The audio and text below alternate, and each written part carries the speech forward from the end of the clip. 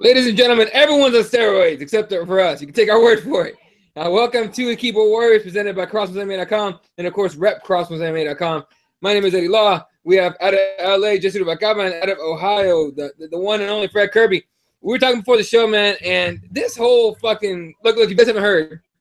The B sample came back for John Jones, and it's positive. So, without a doubt, his piss had the steroid in his system, right? And today, CSAC, or California State Athletic Commission, overturned the fight, made it a no contest, and the UFC in the last half hour has reinstated Daniel Cormier as light heavyweight champion. Your thoughts on that there, Kirby? Okay, yeah, I'm just trying to get the little live, you understand me, the little live Twitter Periscope shit. Okay, yeah, so the John Jones thing. John Jones B sample came back positive. My thoughts on this. Okay, I'll tell you what my fucking thoughts on this are. My thoughts are negatively exactly what we all thought they would be, right?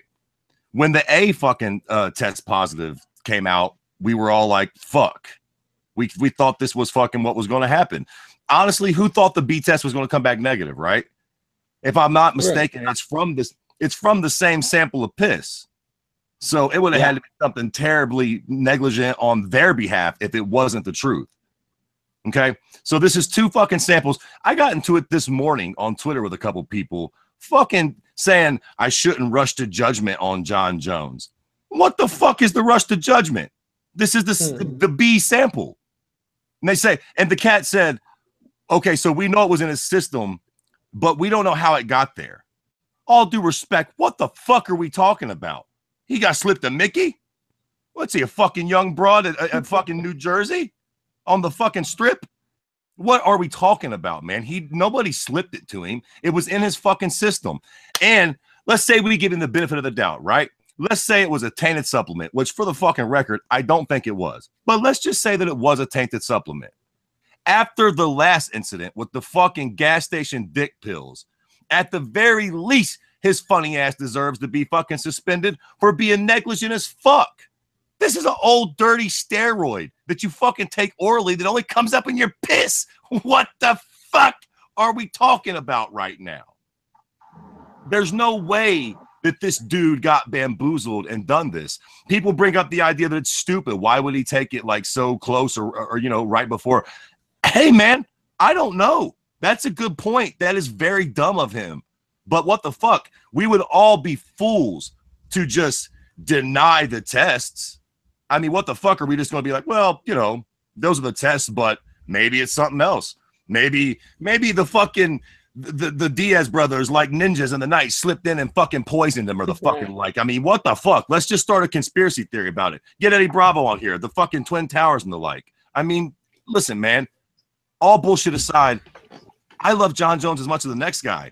I was willing to overlook the dick pill shit. I was that guy going into the DC fight. Fuck it. Dick pills from a gas station, whatever. Happens to the best of us, right? A little cocaine, a little fucking Jack Daniels. Your dick don't get hard. Shit happens, whatever. But we all knew that was probably bullshit, right? But we let him fucking slide. And then this shit happens again in the next fight. Are you fucking kidding me, man? I know that we don't want to admit it. I know it sucks. But that dude was fucking cheating, man. And like I was telling Eddie before we went live, what if the fucking John Jones we've seen in the OSP fight, what if that's the real John Jones, guys? What if that wasn't ring rust? What if that's just John without the sauce? And then afterwards he thought, fuck me. I barely beat funny ass SP. Now I got to fight DC in a few months. I got to get the motherfucking T-ball back in. Got to goddamn it harden up the bones, sharpen up the fucking muscles a little bit. What, you know, what the fuck, man? Right, and look, the T-ball stuff that he got popped for, it's from what I understand, from what I've read and heard from people that actually know what the fuck they're talking about when it comes to steroids, it's a stack thing. It's you put it in a stack. It's not the only fucking thing you're gonna take, right? So right. Who fucking knows what else he was taking, you know? But yeah, the whole you know got slipped in his fucking Gatorade, whatever the fuck is to me is bullshit. But before we go to Jesse on this, shout out to everyone in the YouTube comments. My boy Harry Davies. Yeah, Davies. Yo, he says, yo, Eddie and crew, enjoying the combo so far. Appreciate you tuning in, man. Uncle Hank's Pappy says, hope Fred has a cold brew handy. Yeah, he's got something. Just a monster. Yeah. Joey Tremendous says, what up, cocksuckers tuning in from Brooklyn?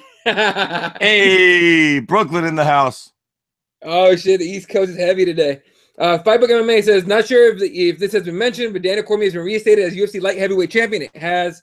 And Joey comes back. So John Jones has been on roids.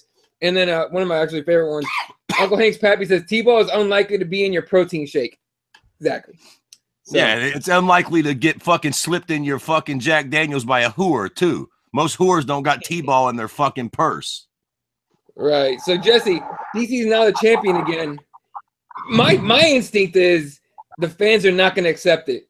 They're not going to accept this. And as illogical as it is, I mean, there was no real answer to this, right? Or what did you think they were going to do?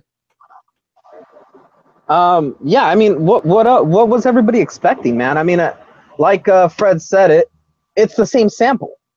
I mean, literally, unless we're talking some, we mentioned that before, that Icarus documentary on Netflix. If you haven't checked it out, go check that out because that'll blow your mind. Right. But unless we're talking about something like that, where somebody literally at the testing place is messing with the samples, it was going to come back negative, man. This is just like a process, The sample B is going to come back. He's going to ask for it to get tested. It comes back negative. Now they're going to go to the next stage, which is negotiating. Oh, well, look, we have this supplement that it might be in. Let's test that. Let's do all this stuff. It's all due process, man. We're just wasting time here, It's going to be 2 years before we figure out what is really going on. But like Fred said, it could be that John Jones has always been cheating. Could be. We'll never know. The only thing we do know right now is that now DC is a champ, and we can move on, man. Like, forget about this guy for now. Look at the most recent guy that just popped. Now we have another guy, Jesse Taylor. Another guy looking for redemption, got his redemption, now he popped. Out of competition. Oh, what are we doing here? Fuck Jesse Taylor. Tell him to go kick out the window of another limo. No lay and pray shitbird, cheating cocksucker. But that's the thing, Fred. Look, Fred, I agree with you, but if you work so hard to want to get back to the UFC, to where you believe your dream is, and that's where you're going to achieve everything, why would you risk it, man? You know that this stuff is for real. USADA is for real catching dudes. Yet you're still going to do something outside of competition. This is ridiculous, man. You want to know you want to know why? Because I think these dudes have been cheating for a while. I don't think this is none of these cocksuckers' first rodeo. When you're in the UFC and you get caught cheating, I think that you cheated to get to the UFC. You know what I'm saying? I don't think all of a sudden you get to the big time and somebody's like, hey, man, shoot a little of this T-ball in your nutsack, Jack. It'll get you to the championship. Nah, man. I think all these cats are already on. That's why they fucking get there in the first place, probably, the cheating cocksucker. Look at Jesse Taylor. That damn dude's fight game has been the same for a month of Sundays. He reinvented himself. As what? A fucking shitbird in a different suit? Just because he's not kicking out fucking windows, he's still cheating. Well, you know what? You saying that reminds me of, do you guys watch that show, Ozarks? Yeah, I started on Netflix. By the way, I started it. It's fucking great so far. Okay. Eddie, do you remember that whole story that the cartel guy asked the main character about, what to do about that lady that's been stealing? Why fire her? This is totally it. This is totally it. If you guys haven't seen it, go check it out. But the whole moral of the story is that's not the first time she was stealing from him. That's the first time she got caught. And this is exactly what we're doing with these steroid guys, right? It's not that, like Fred said, it's not their first time cheating. It's the first time they're getting caught. Right. But with John specifically, now we've caught him twice, 3 times if you want to count the blow, which we're all pretty lenient in that sense. But what about the underground myth about dude hiding under the cage at Jackson's now? Yeah. I mean, I buy that to the umpteenth degree. Now there's that, there's the coke, there's these 2 fucking incidents, the dick pills, and now this shit, man. I mean, come on, man. I want to make excuses for John Jones too. I really do. I don't want to see him not fight, and I don't want to believe that our fucking living GOAT was a cheat. Bums me out. But I'm not going to be the type of cunt that gets on Twitter now and goes, well, we don't know how it got in the system. That's just reaching. That's reaching for some kind of explanation that's gonna make you not be wrong. That's what fucking Twitter trolls are about, man. That's reaching hard, dog. Like heavy. Yeah. No, that's reaching real heavy. Shout out to C Foliard on Twitter. following along, and of course, MuseMan82 also on Twitter saying "No Mexico en la casa." What up, bro? Anyway, Priya Rose says this: that is absolutely the real John Jones. The best argument: who would start doing steroids after USADA? How would he reach those levels and then start cheating? I mean, that's a good point. Right. No, exactly. That's a great point. And why would we believe that you just started cheating now when you've been making fucking amazing fighters look ordinary your whole career? Maybe you wasn't cheating, but this fucks all that up now, man. I mean, you could probably cherry pick. Listen, does anybody remember what John Jones's very first fight in the UFC was? Oh shit! It was Andre Goose, whatever the fuck, Gusmo, I think. Yeah, and if I'm not mistaken, he didn't finish him.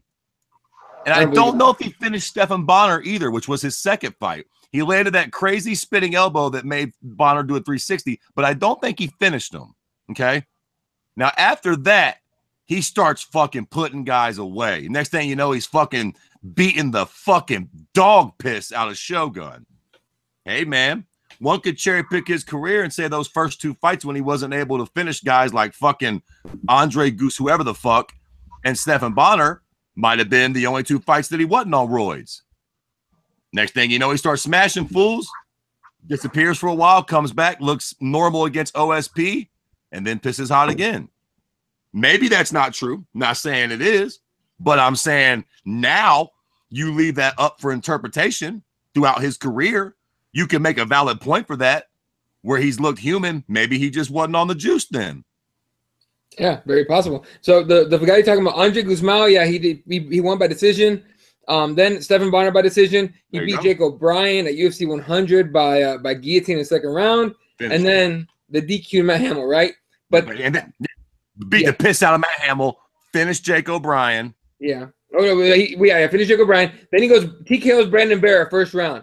I remember that. Listen, remember that. He broke his face. Yeah. I remember that. I remember the sound that happened when he hit Brandon Vera. Brandon Vera used to be an animal. Brandon Vera flipped over and quit after he got elbowed by John Jones. He quit. Yeah. Then Vladimir Matyashenko by TKO first round. He guillotines Ryan Bader, and all that. TKO Shogun in the third round.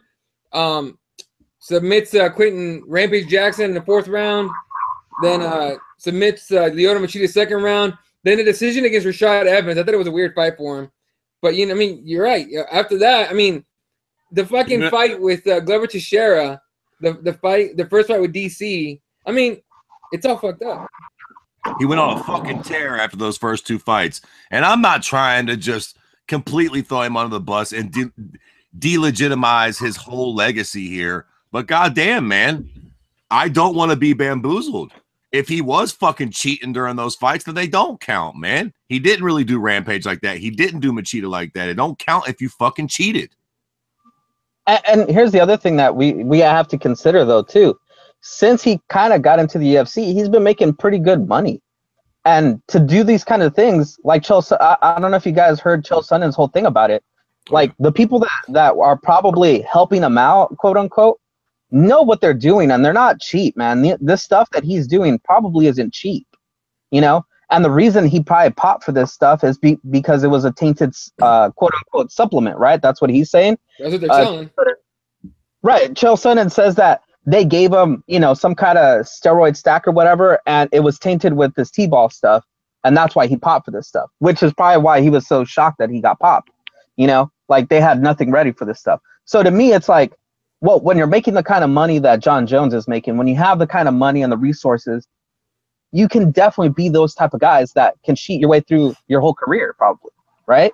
So, and like Fred's saying, you look at some of his performances up until, like, right before he became champion, he was kind of a tepid fighter, right? He wasn't, like, something memorable.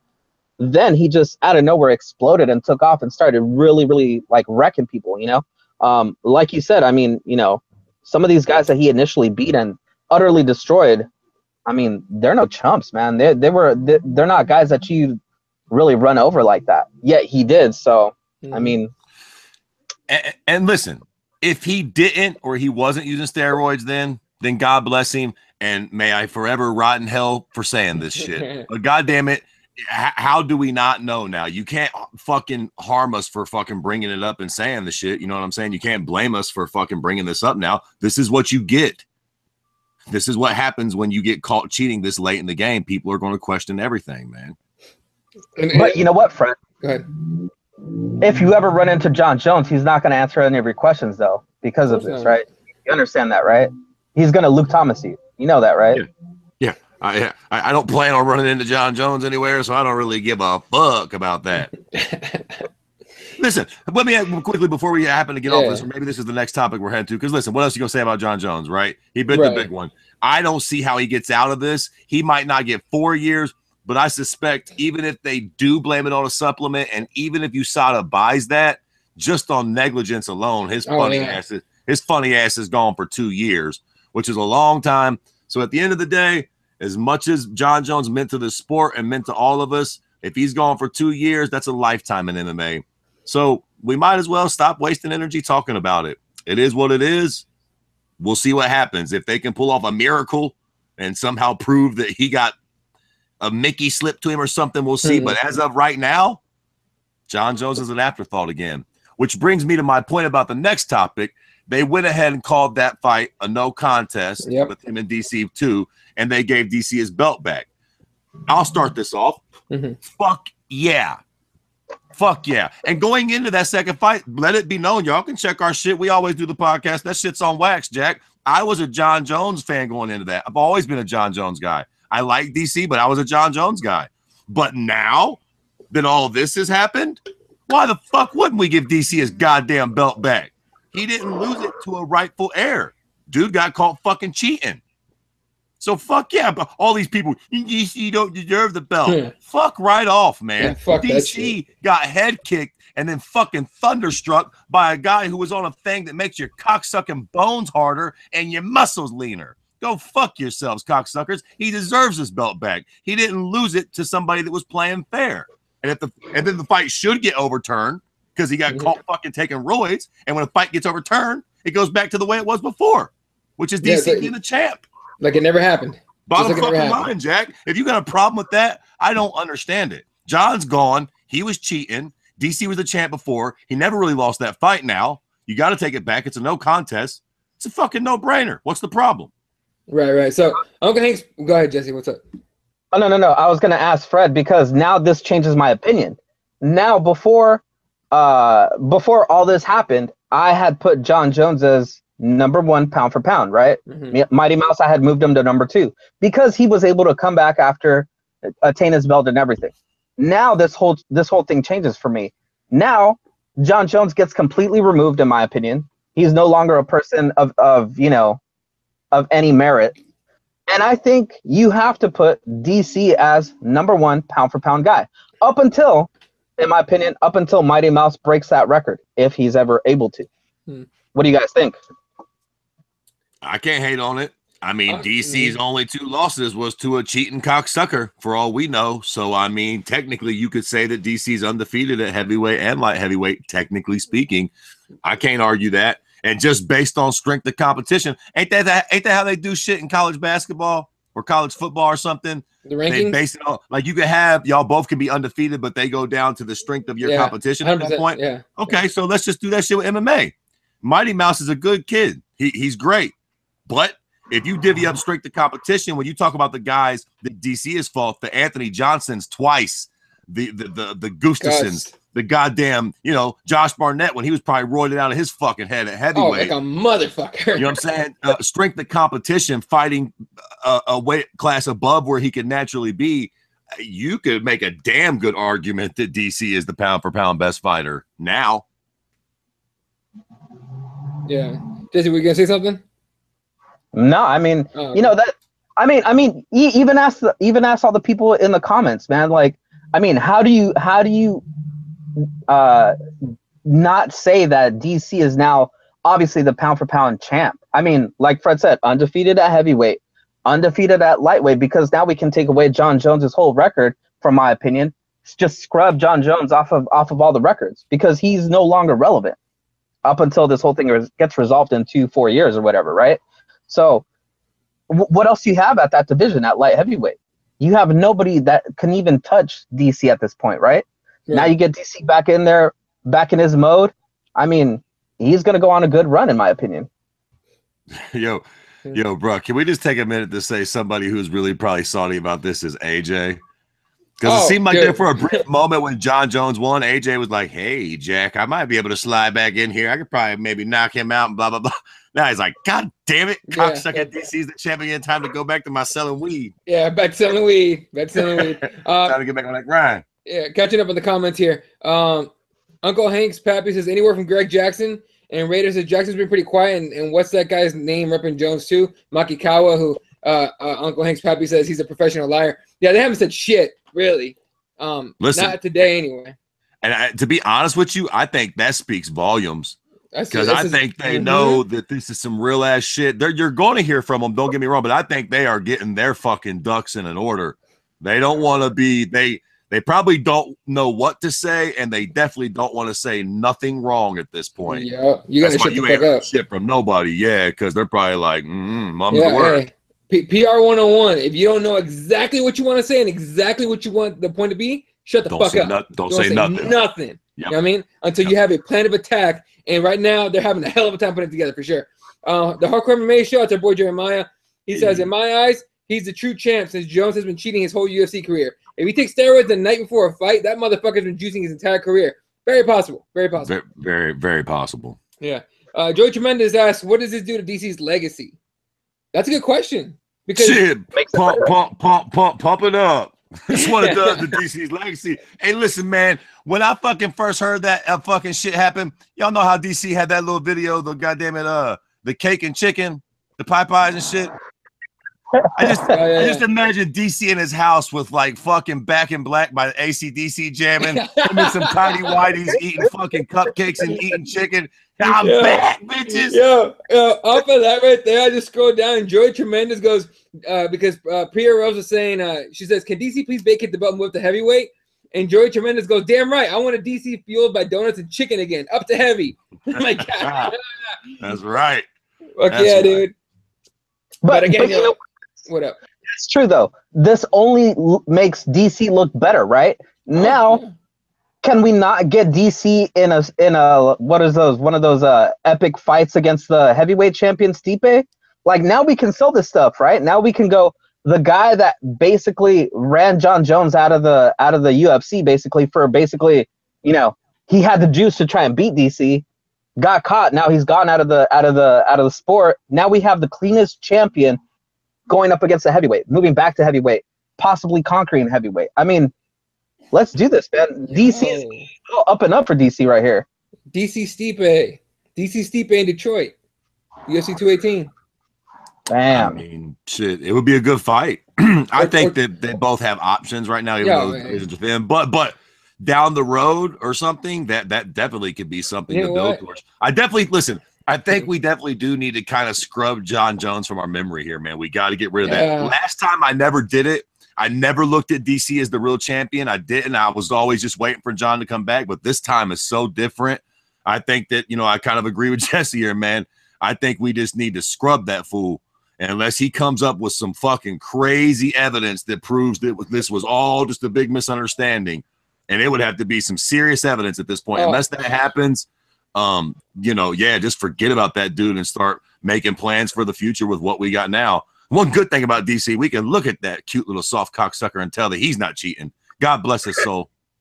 Yeah. No, 100%, man. Priero says, no, it's way too soon. Give DC till 2018. Don't risk him being KO'd by heavyweight power. Yeah, and you're right.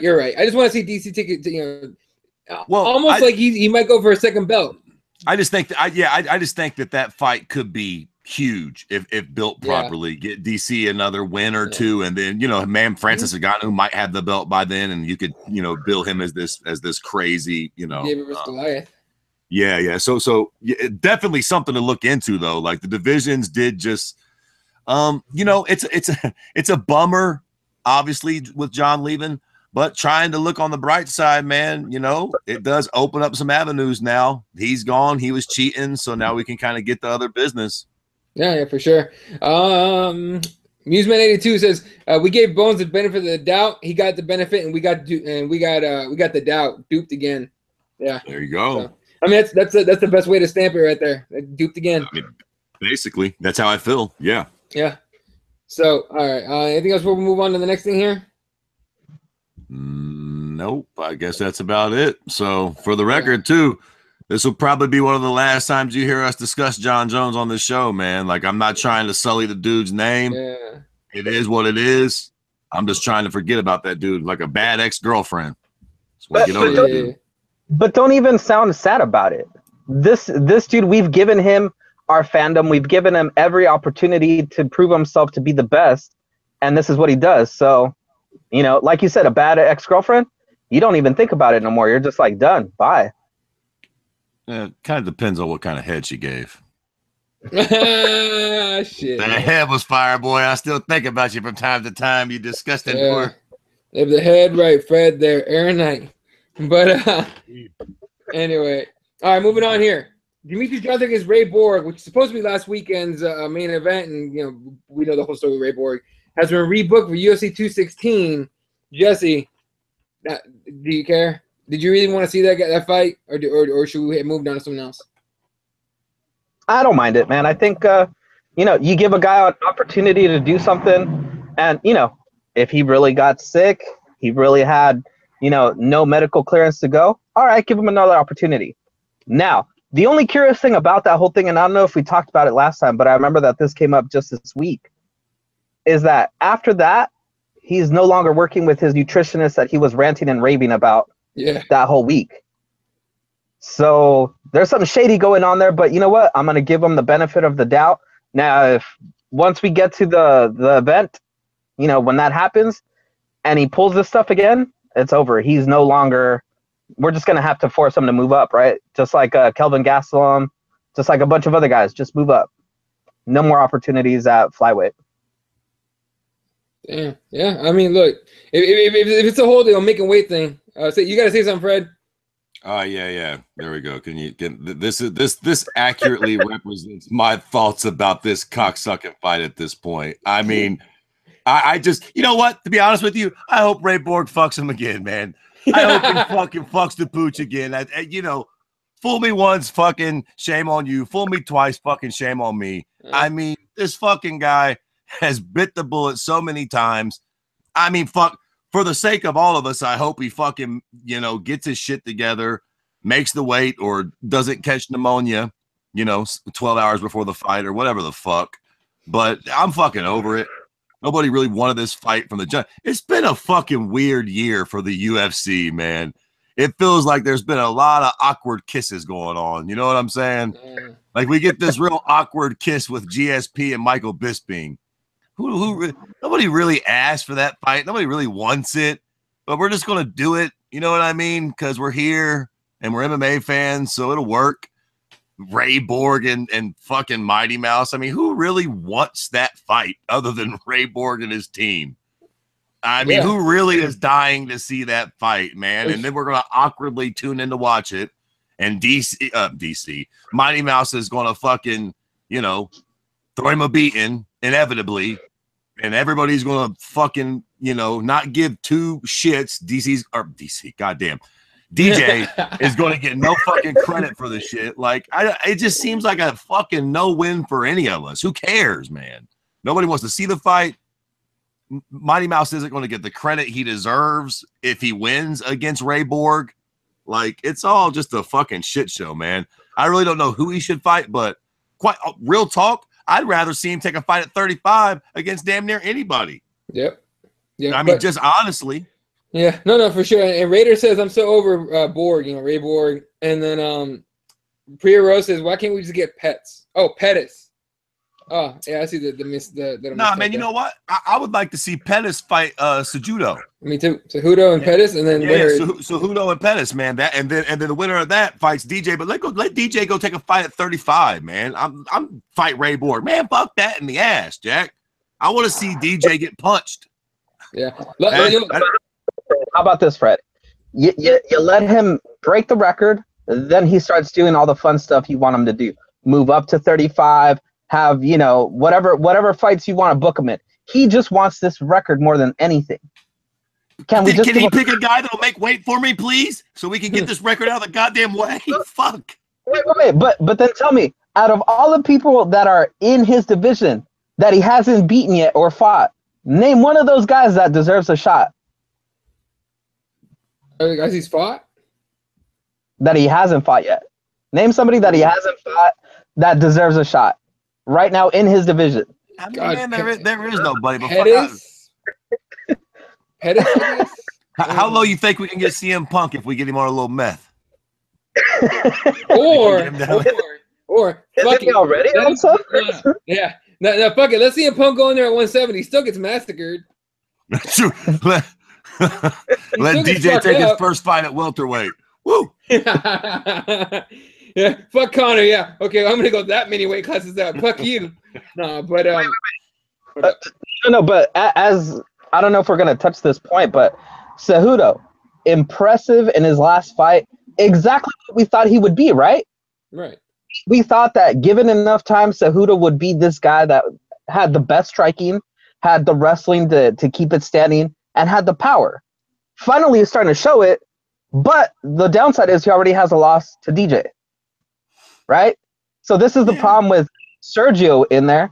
He's still a little too young, and we need him to develop a little bit more before we get him in there. Because if you start getting these losses to the champ, then it's over. It's going to be hard to get another crack at him.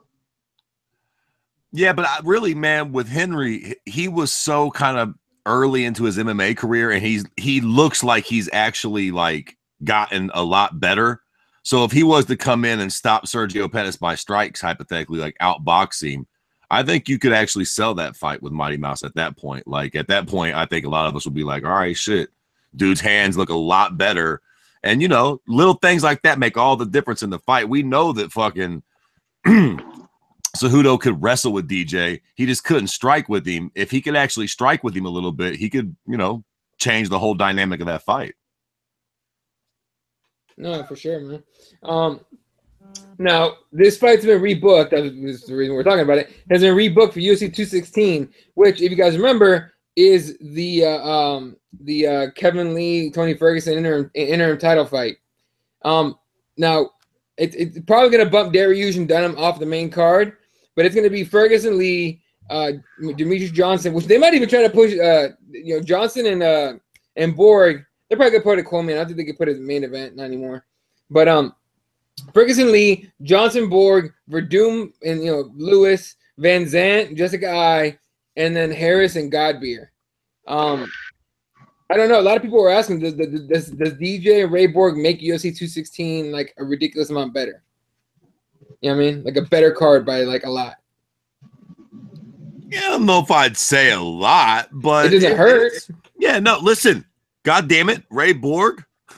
If you can make it to the fucking fight and we can actually get the damn thing done, it does help. Again, make no mistake about it, I don't think Ray Borg has that great of a shot against DJ. Crazier things have happened. I don't think it'll be all that competitive of a fight. But listen, yeah, I mean, it's another title fight. It is a history-making title fight. So it definitely adds a little pizzazz. And listen, that card, could have used it was a decent card, but this was a nice fucking addition for sure. And plus, like, who was going to pay pay-per-view money for an interim title between two guys that, I mean, we know who they are, but does the relative casual fan really know who Kevin Lee and Tony Ferguson really are? Like, they're not these guys yet. I think after that title fight, I think people will know both of them. But I think up until that point, that card was really hurting for some star power. And I'm not saying that DJ brings like that Conor McGregor star power, but he does bring a legitimate storyline to that card, which is he's gonna break that record. I mean, that's something that you can sell on, I think. And I agree with you though, Eddie. I don't think they can make that a main event. I think that's gonna be the co-main, just because they always like to have the heavier guys at the top, So I think even if it is a interim title, I think that'll still take the headlining spot. Yeah, no, it'll still do it.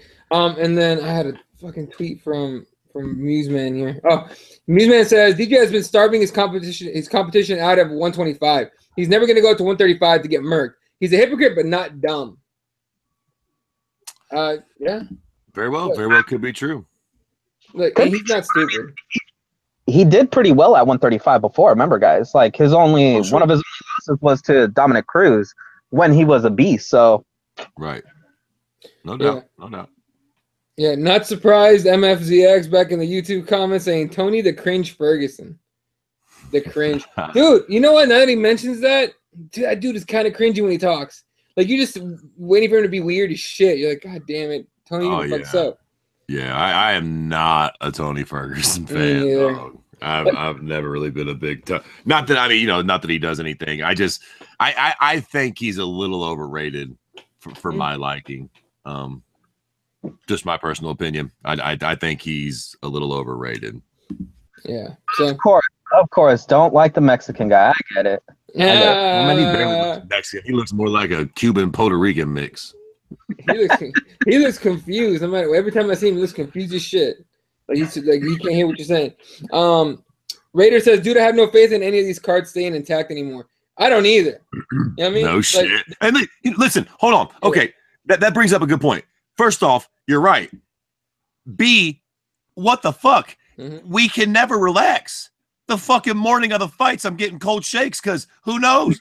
I'm scared to check Twitter. Like fights fall out at the fucking last second. So I was thinking about this today too. We've all been fight fans for a long time. Fucking Jeremiah, if you're still watching, I'm sure most of the people that are watching fucking a podcast like this are legit hardcore fans that have probably been watching the sport for a long time. Is it just me? Am I just remembering the past fondly, or did shit like this just not used to happen, man? I mean, I know there was the random time where fuckers like that one prick fucking slipped on a fucking something on the way out to the cage or whatever. But like, did a lot of fights fall out the night before the event or like right after? I just don't remember fighters dropping out of fights this close to fight time this often. Maybe there's just a lot more fighters and a lot more fights now, so it seems like it happens more often. But it just seems like every event somebody drops out fucking 6 hours before they're fucking supposed to fight. What the fuck? But Fred, you also have to remember, you're right. It didn't used to happen a lot. We used to have less events. We have more events. But I think the biggest catalyst, and I think Joe Rogan has talked about this before, is that whole IV situation. Mm-hmm. When you don't let fighters rehydrate properly and really get their body back into at least semi-decent shape for a fight, you keep them exposed to getting sick, to getting hurt, to just, head and morale, passing out in the bathtub type of stuff. Listen, nobody makes anybody fight at any weight class. I mean, just don't fucking cut 8,000 pounds and make fucking 45, Hennen, you shitbird. I mean, that's not really on the UFC. Not him. But that is the thing, though. Now you're seeing that these guys have up, and now you're seeing less of these instances happening when these guys move up. But these guys that are still dedicated to trying to make those low weight classes, they're having that trouble. Most of the guys that pull out are people that have weight problems, right? Or get sick right up because they're just killing their body. I mean, Eddie would know. Eddie's cut weight before. When you're cutting weight, you're depriving your body of nutrients, of energy, of everything. And all that takes to fight off all kinds of diseases. And when you're when you're a UFC fighter, people want to shake your hand, people want to take pictures with you. All that exposes you to getting sick. But if you were able to rehydrate properly after these things and really be able to adjust your weight cut, I think we would lose less fights like this. Ironically enough, though, none of our champions really have this problem, do they? Like, none of our champions are huge for the weight class necessarily, are they? Other than Connor at 45, but like that's not really a thing no more. You had to touch Connor at 55 at this point. And Tyron Woodley, looks huge to me. Yeah, but I mean, he's never looked dead on the scale, though. He's never looked like he's never missed weight. He's never, do you know what I mean? He's not like one of these guys that's cutting up, a Johnny fucking Hendricks where it's a fucking hit or miss every time. I guess what I'm saying is, word to future fighters, you might not want to cut that last 5 pounds. Just fuck it. just head the other way, man, and get your body right, because I mean, it doesn't seem like anybody's really, you know, Bisping doesn't cut an incredible amount. I mean, I know he cuts some, but you know what I'm saying? He's not fucking killing himself. You saw RDA's last weekend, man. There's something to it. You know what I mean? There's something to it. I got my own theories on that cocksucker, but right. But ordinarily, yeah, that's a good thing. If we leave those up for just a split second, yeah, that's what I'm talking about. But anyway, Joey Tremendous says, I'm a brand new MMA fan, so all I know is Conor McGregor. Haha, but I know there's a lot more out there. Welcome to the sport. We have a casual that's going to be watching the show. Holy fucking shit. How the fuck did you stumble across this podcast? Yeah, how'd you find this motherfucker? You know, literally, tell us in the comments how you found this, because I have no fucking clue how you found this. But the cool thing is that he admits it, because no one will ever admit they're casual or they're like a brand new fan. They're like, I've been watching since UFC 3. Who fought? Oh, you know, Connor. You know, that kind of shit. Like, you get that shit. Might be trolling you too. That did sound a little. Maybe he might be. Regardless, I appreciate it. Why not? And then Priya Rose says, who do people think will win between Ferguson and Lee? I want Ferguson to win just because he should already get Connor, but I have a weird feeling Lee may win. Oh man, it's a tough fight to pick, to be honest with you, right? It's like, fuck, I don't know. Yeah, I mean, listen, the reality is, I guess the jury is still kind of out on Kevin Lee. We don't know exactly how good he is yet. I'll put it to you like this. If Kevin Lee is as good as I think he is, and if Tony is as overrated as I think he is, we're going to see Kevin Lee finish Tony Ferguson in devastating fashion.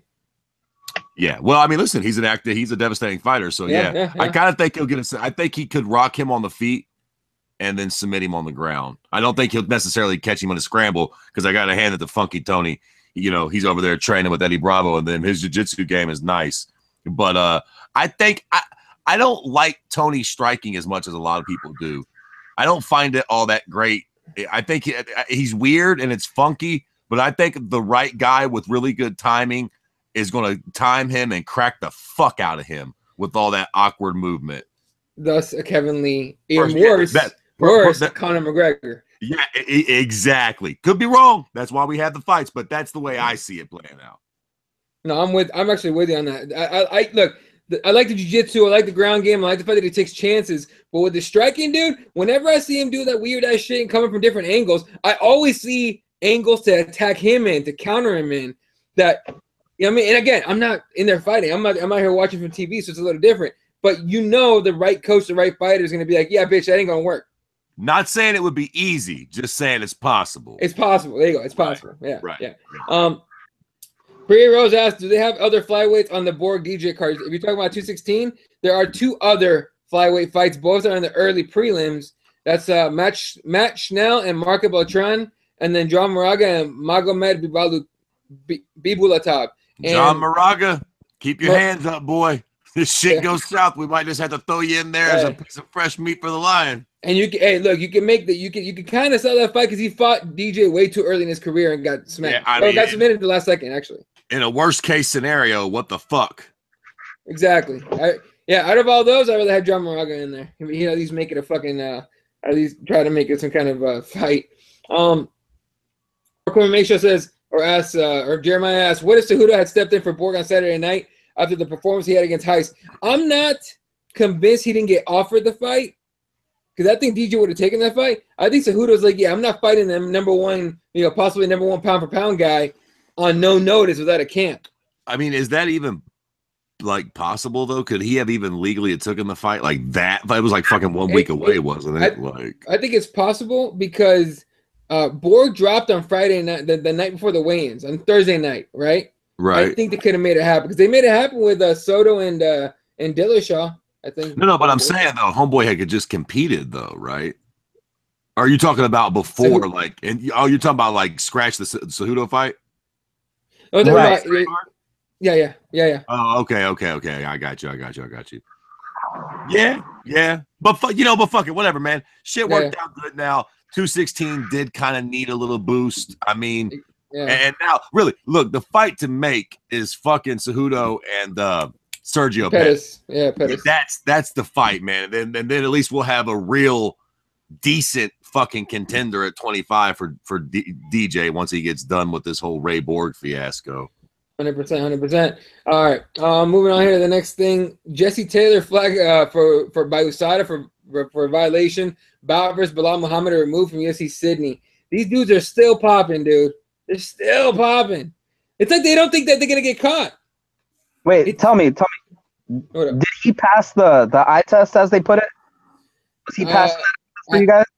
To me, at what is he? 35 years old? However old he is, 34 years old. No, I was like, wow, he's in really good shape for 34, right? I really wish I had to fart right now. Because that's what I feel about Jesse Taylor and him popping for roids. Yeah. Like, whatever, Jack. Of course he did. I mean, that really surprised me, I guess. Yeah. And then this is the one that Fred wants to talk about for sure. Thiago Alves had to pull out of UFC Pittsburgh. I'll tell you guys why in a second. But Mike Perry was without a fight until now, where he's going to be facing. This is according to Mike Perry, Mike Perry's team. He'll be facing Alex Reyes on Saturday. Alex Reyes hasn't fought since 2015. So, yeah. God bless him though for saving the goddamn fucking fight. Since Thiago goddamn Alves, he's another one of these cute cocksuckers, and I love it. Right? Go ahead. Go. You know what, Eddie? Before I fucking start carrying on the way I do, why don't you tell us what the official, what the word? I guess there's nothing official. So, but what's the word on why he supposedly can't make the fight? So this is confirmed by, or this is reported by MMA Junkie, confirmed by MMA Fighting as well. Says according to Alves' team, he's currently stranded in Florida following Hurricane Irma. Alves decided against leaving Florida before the hurricane, just like Mike Perry did, to be with his wife and child. Now, I have 2 little kids. Okay, got a 10-year-old daughter and a 6-year-old daughter. You know what the best thing about having kids is? They're a built-in excuse. Your fucking little shitbird friend wants to go do something. You don't really want to go do it. You blame it on the kids. Fucking little one's got the snot nose or whatever. And you know what? Nobody ever says nothing because it's the kids. There's like, oh, true. I get it. Your kid. I totally understand, bud. Have fun. Boom, boom. So all of a sudden, goddamn horrible hurricanes around. Hurricane Irma. So let me tell you something. I think that he just suspects he says this shit and everybody goes, oh, well, true. Jesus Christ. Oh, my God. He's stuck in the hurricane. I understand. It's his wife and his kids. He's got to stay for his wife and his kids. I mean, why wouldn't you? It's a hurricane. Have you seen the hurricane? It's like twice the size of Texas, the whole hurricane. It's the whole ocean. Like, bullshit. Okay? He could have, listen, if he had to stay there, fine, fair. But why the fuck didn't he send word like 10 days ago? We've been known this big ass fucking huge hurricane was heading towards Florida. Like fucking 2 weeks we've known. Every fucking day on the Twitter feed, you see the cocksucking thing from NASA. So he's known he's got this fight. He's known this was happening. He either should have got the fuck out of Florida like 2-3 fucking weeks ago when news first broke that the shit was about to hit the fan, or send word to the goddamn UFC then that he's not going to leave his wife and kid in a fucking the eye of the hurricane. So he's either going to stay with him or whatever. Don't try to use the goddamn hurricane as an excuse fucking 2 days before the fight. What the fuck? That would have been a valid excuse 13 days ago, Thiago. Now, it seems like bullshit. I'm putting you in the goddamn John Jones camp. I don't give a fuck. I'm not a journalist. I don't give a shit. I can't get fucking in trouble for slandering nobody. I think you're cheating, cocksucker. I think you got a little bit of the old roid juice in your water. A little tainted supplements, some dick pills and like. You just figure, fuck it, right? Best thing to do is call it off. That way you ain't got to fucking worry about no bullshit, no tests. Stuck in the fucking hurricane. Come on, man. I'm so fucking sick and tired of people dropping out of fights 2 days before the fight. Oh, man. We got lucky as fuck that some dude that ain't fought in 2 years threw his hat in the ring. So now we get to still actually watch Mike Perry fight this weekend on a relatively thin card. All due respect. Yeah, look, and to me, it sounds like a weight cut thing. If it's not roids, it's a weight cut thing. Right? Yeah. I'm sorry, not to always go crazy with the roids, but it could be a weight cut thing too, which is still some horse shit. Yeah, he's missed weight before. Like, so it's to me, it's just like you said, it's like the kids. It's like, oh, I was in a hurricane, dude. Fuck it, I can't make it. Sorry. Yeah, so who's going to say something about that, right? Except for a cunt like me. Fuck it. Bullshit. Jesse. But here's the thing, Fred. You just screwed it up for all of us. See, now people are gonna know the excuses when they come. It's the kids. See now you screwed it up for all of us people. Yeah, Jesse knows he's got kids. But here's the thing. I think it's more of a weight cut issue because if I remember correctly, he's not working with Dolce anymore, correct? Mm-hmm. I don't think he is either, no. Yeah, so Dolce is the only one that had him on point with his weight cut. Now he's on his own. He's pulling a Kelvin Gastelum here and saying he doesn't need Mike Dolce to watch him and make sure he makes his weight. And like Fred said, it's coincidental that now you're so close to the fight. You go, you know what? I'm just going to, this hurricane thing, you really messed me up. I'm not going to make it. See, to me, if you have a family, I don't know about Fred here, but if you have a family, this hurricane thing is happening, I'd be like, okay, hey, UFC, just hook me up with a nice hotel or someone, Airbnb, so I can take my family out of here and I can go fight. Like, there's so many other options if you really want to make this fight that you could have done, that you could have planned for to make this happen. So for you to last minute not make up, but just throw out an excuse like this, I mean, to me, like Fred says, it just sounds really wishy-washy. No, definitely. But let me go ahead and pull up the YouTube comments. 7-Eleven dick pills. Yeah, Joe Tremendous says Brazilians always with the excuses, and then he says, he says no bullshit. I've been watching MMA since 2015. I'm still new. Yeah, so it's Well, I appreciate the honesty there, Joey. So so he's out, and Alex Reyes is in. Alex Reyes hasn't fought since 2015. August 2015. He is on a long-ass win streak, a 12-fight win streak, but we're talking about Gladiator Challenge, King of the Cage. You know what I mean? So he's about to jump up. And Jess, you said he was in LFA, right? I'm pretty sure that he was in LFA before. Could be wrong. Yeah, exactly. Well, God bless him. God bless him for fucking stepping up and taking a fight against fucking Platinum Mike Perry, who ain't no goddamn joke whatsoever. So thank you, man, for fucking making it worth it for all of us that like to fucking watch goddamn fights. And fuck you, Tiago, for fucking us once again with no lube. You cute cocksucker. Been fucking me for years, that prick. Okay, real quick, and I hate to go back to the John Jones thing, but this is interesting. Michael Bisping believes John Jones should face lifetime ban for MMA for second failed drug test. Too much? Man, I think Michael Bisping should get his left eye fixed. Lay off the although I do partially agree with him as far as it goes. Yeah. All right. Okay. Priya Rose is taking the fight. Alex Reyes is taking the fight. He's out of California. Cage Combat Academy and Pinnacle MMA. He's a lightweight, so he got to be from somewhere close. He only got 12 hours to get there. Yeah, he's on the he's driving. Well, he's flying to Pittsburgh. Actually, he's not close. But literally be like 72 hours away from fight time and shit. Yeah. Oh, okay. Jeremiah's a little behind because he's saying, did you turn down Cejudo or Heiss? Say he didn't want to fight a guy he's already beaten. Okay, so yeah, there you go. That's the word on DJ. All right, yeah. Let's talk about this weekend's card, man, because I know we're not gonna do a pre-fight show for this one. UFC Pittsburgh main event is Luke Rockhold against David Branch. Of course, the co-main event is now Perry against Reyes. If they leave it as a co-main event, Hector Lombard against Anthony Smith. Gregor Gillespie against Jason Gonzalez. Other names in this card is Kamaru Usman and Sergio Moraes. Abin Mercier, Olivia Abin Mercier is on this card. Anthony Hamilton.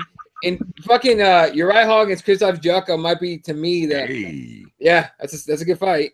Jotko against Hall should be good. Yeah. But like you were saying, it's a pretty thin card, but that's what you should expect out of an FS1 card. So let's talk about the main event, man. Former champs going up against each other. What do you think happens there, Fred? Listen, man. First off, I would like to say, Mr. David Branch, you're the man, Jack.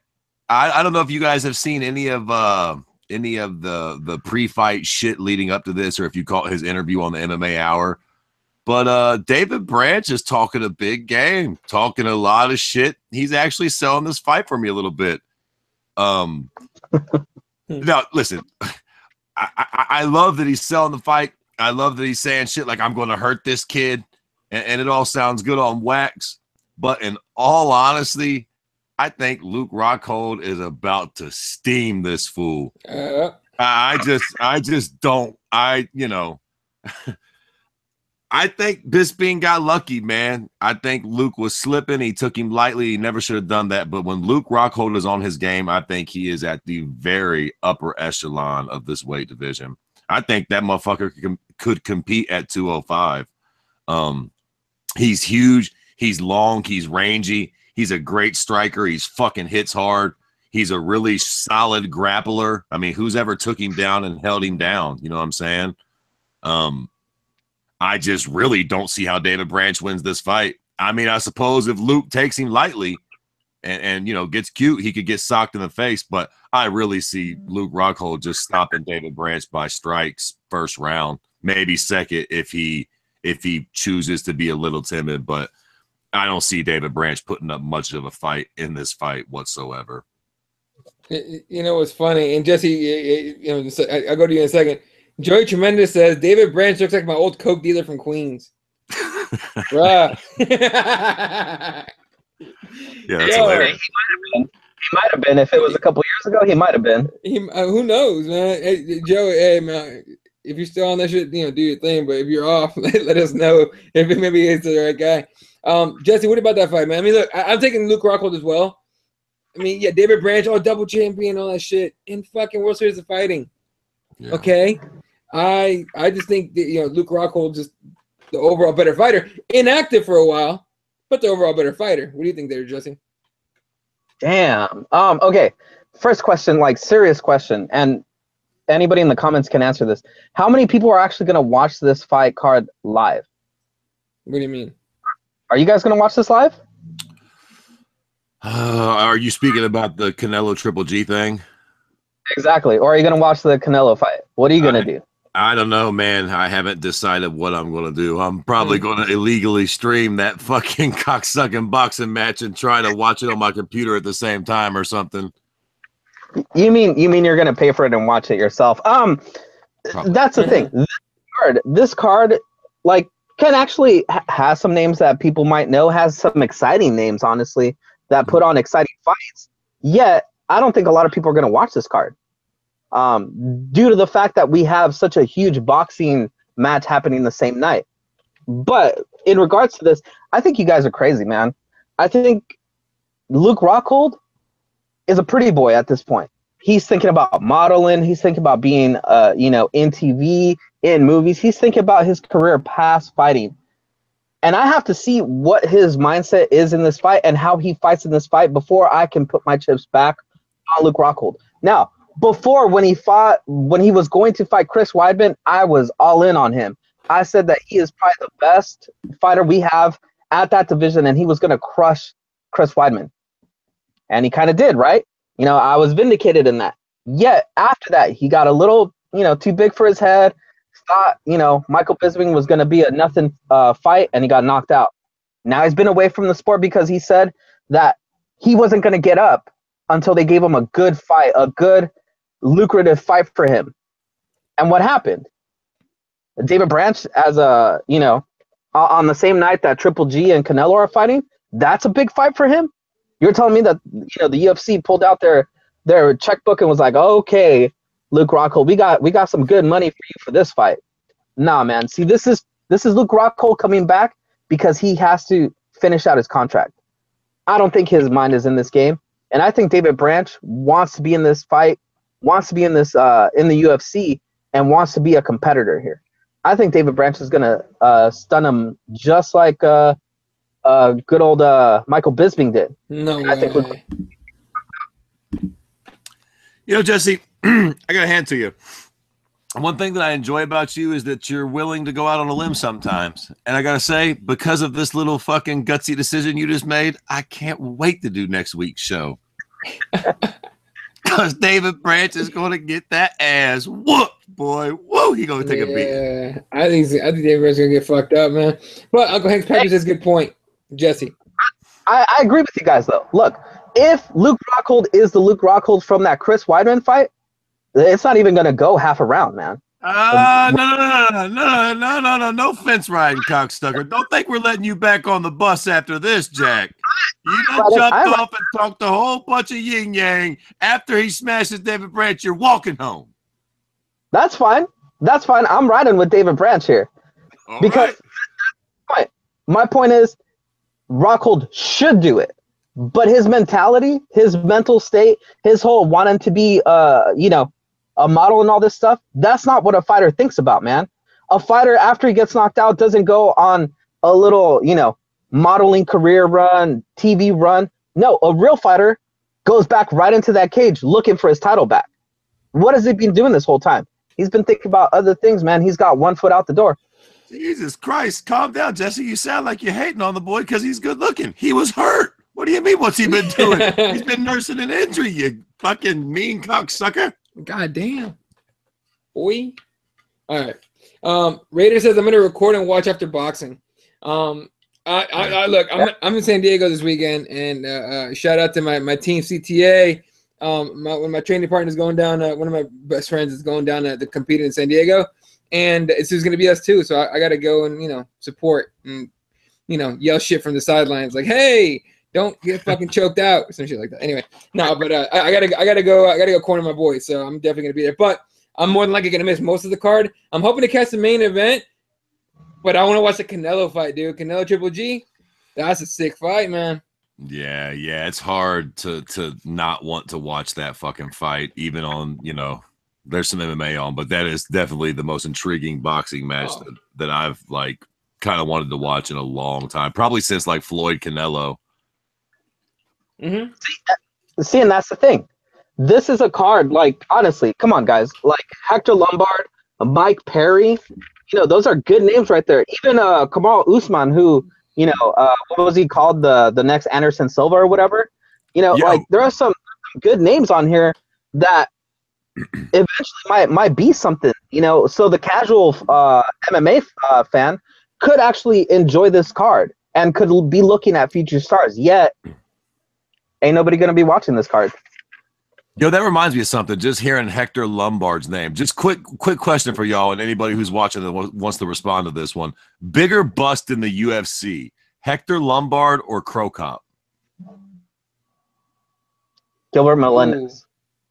What? Oh, hater. Hey, no, fuck that. No, bullshit. All right, he came in on that fight, got the shit kicked out of his leg. You gonna call him a bus boy? Come on now. Wait. No, but listen, realistically, I think that Crow Cop and Hector Lombard had a lot of fucking hype coming into the UFC too. If you remember, man, he was at 85 and Bellator just smashing guys. I was actually super pumped for him to come to the UFC. And then he got fucking, who did he get beat by? Fucking Tim Boach, I think, or Yushin Okami, or both of them back to back or something. And then he dropped to 70. And then fucking Crow Cop came in and they lobbed him a softball on Gabriel Gonzaga so that he could fight Couture, and the cute cocksucker gets Crow Cop. You know what? That's my fucking pick. Crow Cop, the biggest bust all time. I'll defend my point. Look at Gilbert Melendez's record. Yeah. I get it. No, he hasn't won. He coming in, and trust me, I hold Gil in the highest respect and everything.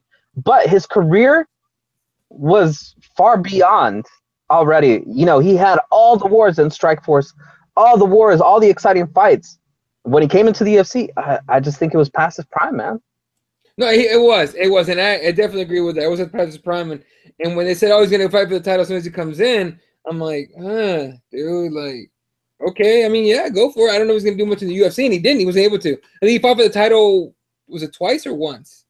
Once he fought. Who was it? Pettis? No, it was Benson. Who? Benson Henderson in that really, really close split decision where Benson barely beat him. Right. Okay. Yeah. Okay. Yeah. Good point. I don't know, man.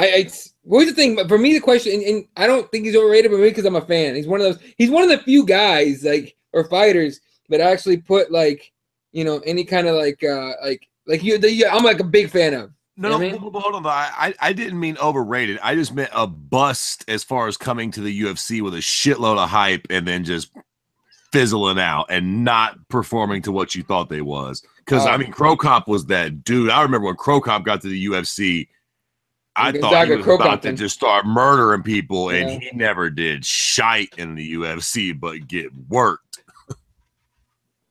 Yeah, I don't know. It's. I had to say Crow Cop too, or you know, would you say Overeem's been a bust? Maybe like a little bit.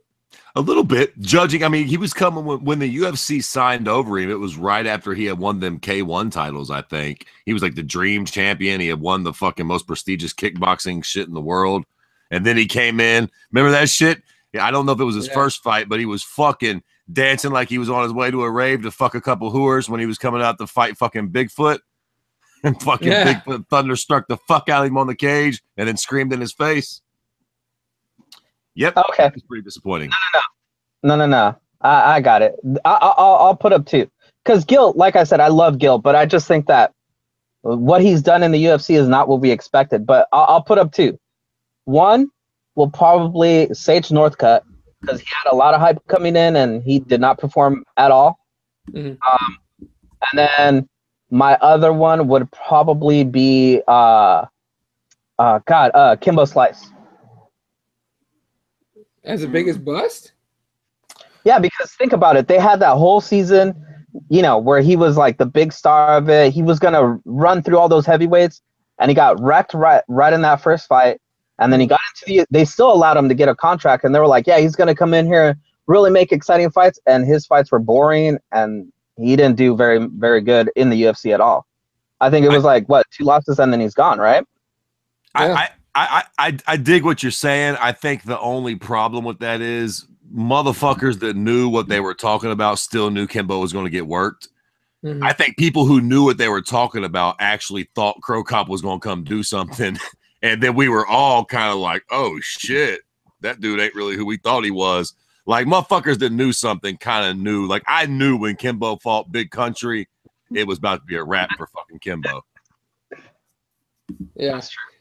All right. Anything else you guys want to touch on before we head out of here? Well, just quickly before we go, man. I mean, obviously, this is the MMA show, but like we've been talking about, the fucking, you know, Canelo Triple G. Yeah, man, Canelo Triple G. Not that we have a lot of expertise to add to this fucking conversation, but what do y'all think about that fight? Obviously, it's huge. From what I know of the fight, and I won't sit up here and pretend to be a massive boxing fan or a fan of either, but since they've announced the fight and since I fucking figure I'll probably end up buying it with my funny ass and watching it, I've been watching, just highlights of Triple G's and Canelo's. And to the best of my knowledge, from what I understand, Triple G's a little bigger and Canelo's kind of moving up a little bit, finally growing into his frame. Triple G is undefeated, and he seems like he's slightly more of a risk taker and more of a slugger, as opposed to Canelo, who's a little bit more crisp and clean, but also kind of known for knocking fools the fuck out. So I don't really know exactly what the fuck I'm talking about, but I think I'm leaning Triple G. I like that he's undefeated. He's a little bigger, and I think that he's going to come after Canelo. But people that know what the fuck they're talking about say that Canelo can outbox Triple G. They're just worried about him getting clipped with something big. And I love the idea of clipping cocksucker with something big, so I'm going to be rooting for Triple G to knock his ass out early and often. Jesse, who are you thinking? Yet again, going against the Mexican. I got it. I didn't even notice that. What the fuck is Triple G? Mexican. Russian? Oh, Canelo Mexican. Triple G is. What is Triple G? What the fuck? I don't know. Anyone in the comments know? Let me know. I think he's from one of those Eastern Bloc countries, right? Like I think so. Kazakhstan, yeah. Yeah, see? You know what? I think I don't know if you guys saw Alan Joban post a video of Canelo throwing those uppercuts to a bag while dodging a pool noodle or whatever. Yeah. That's a lot of power. That's a lot of power coming towards you. I think shots, man. Yeah, it's an intriguing fight. Both of these guys really know the art of boxing, right? But they're aggressive. What Fred was saying, they like to take risks. They're heavy punchers, so it's just going to be an interesting fight to see how these two match up. I just got to go with Canelo, man. I just like Canelo's power, his aggressiveness, and he's been in there with some of the best already, and so he's kind of learned a lot in all his boxing matches. He was in there with Mayweather. He got schooled, but he learned, and that's a good thing. To get that out of the way. I just a lot of the knock that I remember hearing about Triple G is that he hasn't fought those high level boxers yet. He's been kind of not tomato cans, but just a step above those tomato can guys. Kind of those journeymen. Good enough to give you a challenge, but not really to really test every single aspect of your skills. And I think this is a test for both of them. Yeah, that's a good point. Yeah, there was remember you guys ever heard Chocolatito? It's this guy Roman Gonzalez. He fought Triple G, and I actually watched that fight, and I thought Gonzalez won that fight. I didn't think Triple G won that fight at all, but Triple G got the decision on that one. I like Canelo, man. Canelo's younger, he hits harder. I'm not gonna lie, I'm not gonna bullshit. I have a Canelo Alvarez shirt, so who do you think I'm gonna pick? I mean, I just we all know right we knew both you Mexican cocksuckers were gonna pick, but you know what? I'm gonna keep it fucking with you. That's why I like you. You goddamn do root for you. You fucking should. If you didn't pick the Mexican, I wouldn't respect you, cocksuckers. So I love it. I'm taking my boy Canelo, man. All right, real quick, let's go over the next few events here, just to because everyone's still resetting sort of from all the Mayweather McGregor shit. Let's forecast the shit weather storm that is the rest of this fucking year. Yeah, and it's kind of shitty, to be honest with you. So Rockhold Branch this weekend, next Friday, not Saturday, next Friday from Saitama, Japan, is that Shogun OSP 2, I think is the second time they fight, right? The 2 card. Yeah. Then October 7th, UFC 216, Ferguson versus Lee, and now DJ versus Ray Borg. Saturday, October 21st, out of Poland, Cerrone versus Darren Till. October 28th, the next weekend, Machida versus Brunson. Machida makes his return on FS1. And then November 4th, UFC 217, Bisping versus St. Pierre, Garbrandt against TJ Dillashaw, and Joanna Champion against Rose Namajunas. A monster card. Let's just keep that one together, please. And then there's a bunch of to be announced dates. Although Silva Gaslam is November 25th in China, and then the Ultimate Fighter finales on December 1st. So there's a lot of cards that still have to be filled out. A lot of pieces to work around, move around, but that's basically what we got the rest of the year. All right. So what you're telling me is we've got nothing till November. We got nothing till 217 basically. Yeah. I mean, we got a few little rays of sunshine here and there, but really we don't got nothing to get hella excited about until November. Please believe that Dana White's texting Connor every other day, like, how you feeling today, man? So how about today? How you feeling today? How you feeling today? Feel like fighting Nate? Man. You feel like fighting Nate, maybe? All right. Raiders picking Triple G. Gonna get him with the body shots. Hey now. Hey, look, it's possible. All right. Well, if nothing else, ladies and gentlemen, thanks for tuning in. Appreciate it. Shout out to Raiders. What up? Oh, right.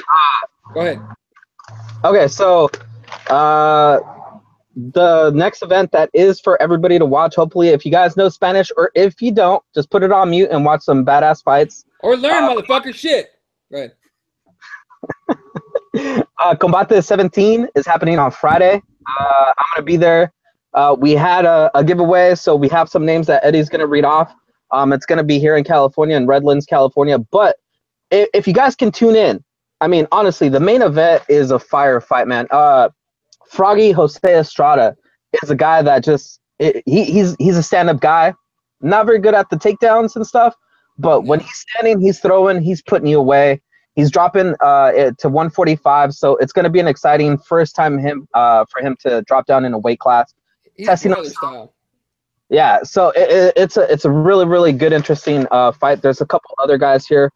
Brenda Enriquez, she's making her debut at Combates.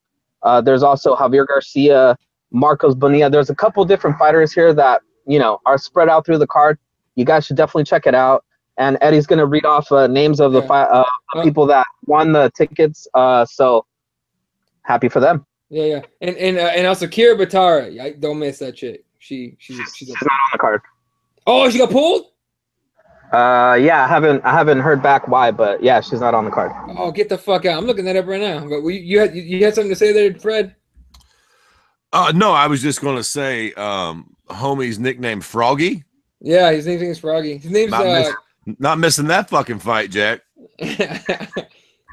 Oh, what? So when did you hear about that she got pulled? Because that's a fight I was looking forward to. Yeah, I know. I think what was it yesterday, the day before yesterday? Combates released the full fight card, and she's not on there. So I haven't heard it back from them. So I don't know what happened. That's For the kind of record, weird. sorry, completely off topic though. Valentina Shevchenko told Luke Thomas today that she's dropping to 125 for her next fight. Yeah. Not get that Joanna fight as soon as you can, chick, because who knows? Makes sense. Makes total sense. I mean, and who doesn't want to see that fight? You know what I mean? Fuck yeah. So, still trying to pull up this fucking Combates card because I'm gonna I want to watch it from the hotel, but oh, they did pull that. They did pull it. What the fuck? Yeah, I was pretty disappointed about that. So that sucks. She's like my favorite female fighter out of Combates. All right. Let me read off the names of the winners. They've been notified, so they know. But we like giving them some shine. The winners' names are Raul Rodriguez, Alan Ortega, Jacob Dow, Salo Molina, and Steve. How do you say his last name? Hanoyan. Yeah. So congratulations, ladies and gentlemen. Appreciate you guys entering the contest, and big huge shout out to Combate Americas for providing the tickets. That was like fucking. Actually, it was pretty sick to hear about that. You know, they hit up Jesse and they were like, "Hey, we got free tickets for you," and I'm like, "Oh yeah, let's go, throw them out there." So. Congratulations, guys. You guys enjoy the show on Friday night. I know, Jesse, you're going to be there, right? Yep, going to be there taking pictures. So I'll probably try to do the Snapchat thing. So follow us. The page on Snapchat, I think it's, what is it, Crossbones MMA on Snapchat or something? I want to say it, but I'll tweet it out later once I figure it out because I keep forgetting what it was. Anyway. All right. Anything else from you guys before we go? Nope. I think that wraps it up.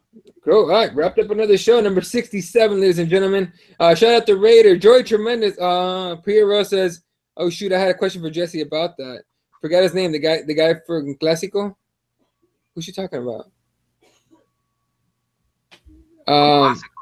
Here, I'll put Jesse's Twitter handle on the chat. Hit up Jesse at Sport 1983.